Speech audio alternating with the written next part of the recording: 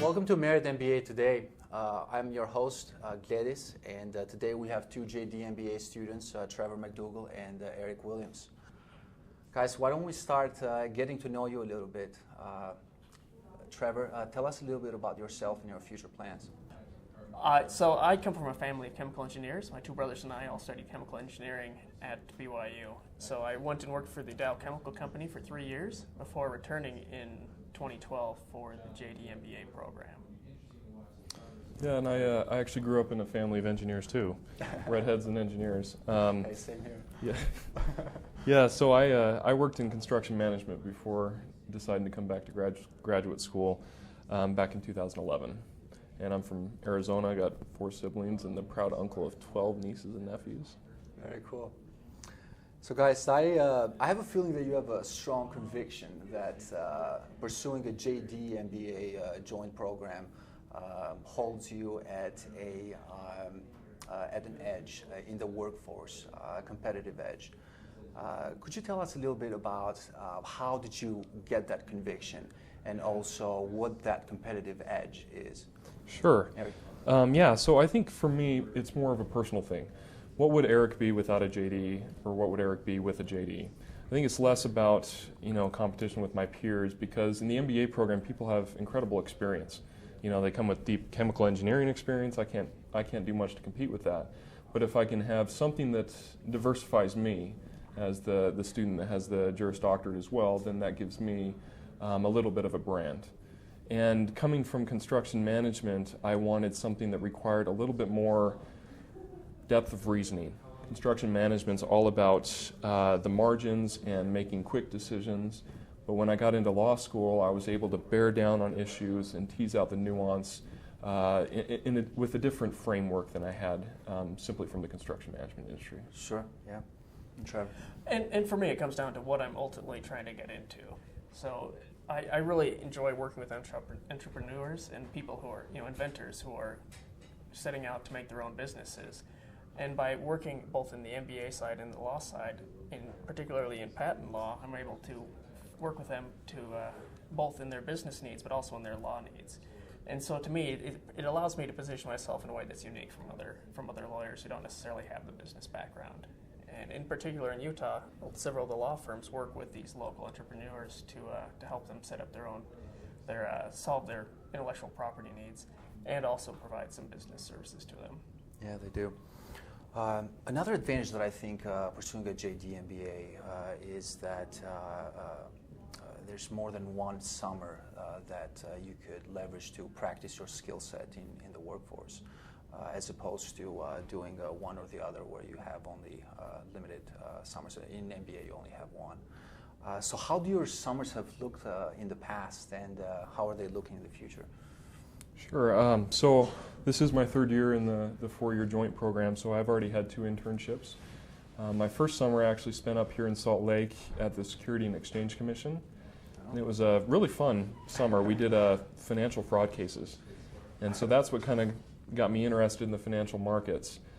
And then my second summer I actually worked for a law firm in Salt Lake where I was able to develop a skill for research and writing. And I've been able to use that, I think, in my business studies, in the business curriculum, because I've been able to dive deep in issues and understand how to synthesize a lot of information into a quick, readable, understandable recommendation. Yeah.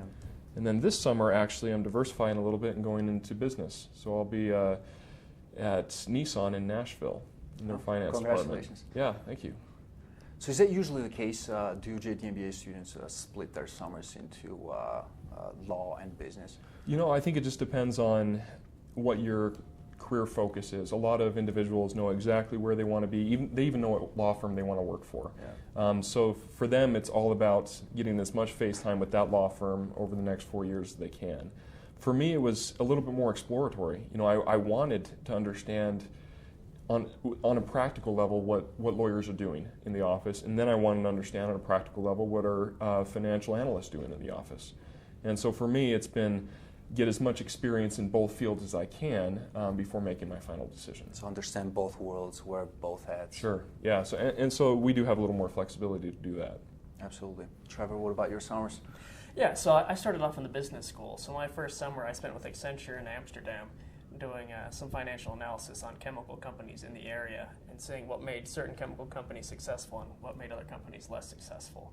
So similar to Eric, I kind of want to explore both arenas. So this upcoming summer, I'm actually going to be returning to Amsterdam with Baker and McKenzie and working in their tax group. No kidding.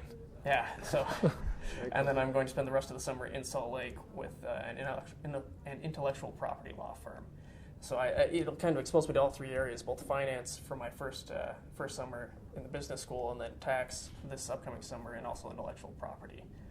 And I plan on using next summer to position myself for a full-time position. So look at what I've enjoyed from each of the different positions to determine what really best fits with me long term. Yeah, no, sounds like you guys have good plans. But like every story, there's two sides, and not every student is cut for a JD MBA program. So what makes a good JD MBA person, a student, a scholar? And also, what are some of the downsides of pursuing a joint program as opposed to one or the other? Well, I think Trevor, first, just starting with the immediate downside is time. If you're primarily interested in business, it's a 2-year degree for an MBA, but a joint degree is 4 years. So if you really want to do business, you're probably better served by getting the degree in 2 years than getting 2 years of experience as opposed to 4 years of schooling. In terms of what makes a good JD MBA student, one, I think you have to have the proper focus. You have to know what you're going to do with both degrees. Otherwise, you're just spending a lot of money and time trying to figure out what's best for you. Yeah. And I have to second what he said with the timing issue. I just went out to dinner with a bunch of my law school friends who are graduating this in the next couple weeks.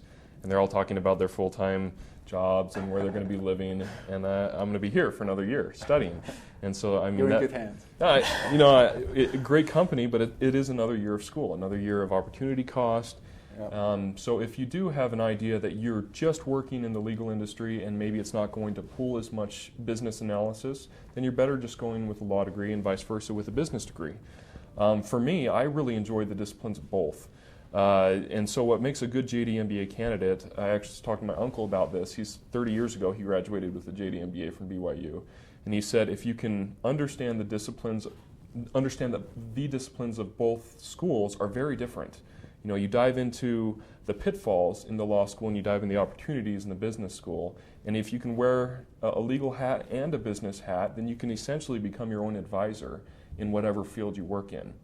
And so for me, if I go into business, I'll be able to look at the legal issues or potential pitfalls of an idea without having to immediately consult other departments. Sure. So Eric, you touched a little bit on this. Knowing that these are two different disciplines, after all, two different career paths, how do you merge them? And more importantly, how do you maintain the focus on finding an internship? Yeah, so I can talk a little bit to that. When I did my business management undergraduate degree, it was in 2009, and I was taking advanced finance classes during the recession. So I got very interested in what caused the recession. I mean, almost obsessed with it. But I didn't quite understand the mechanics of regulation. And the law degree allows me to understand how do you write legislation and regulation that's going to prevent these sort of pitfalls or crises in the future.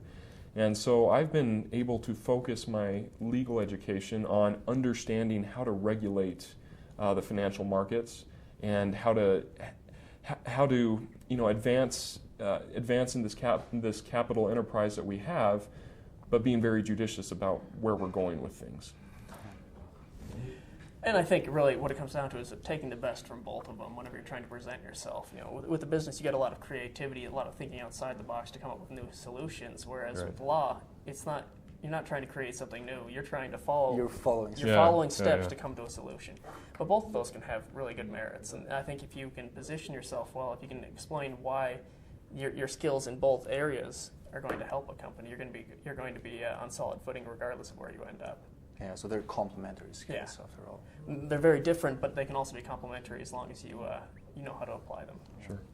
Well, guys, thank you so much for taking time, especially at this period of the academic year where we have finals. So Yeah, thanks for like next week. Yeah, thanks. Next week. Yeah, we're great. It's great to be Thanks here. for taking time. There you have it. If you are contemplating a JD MBA joint program, I hope that this edition has been useful to you. I'm your host, Gledis, and this is Merit MBA Today.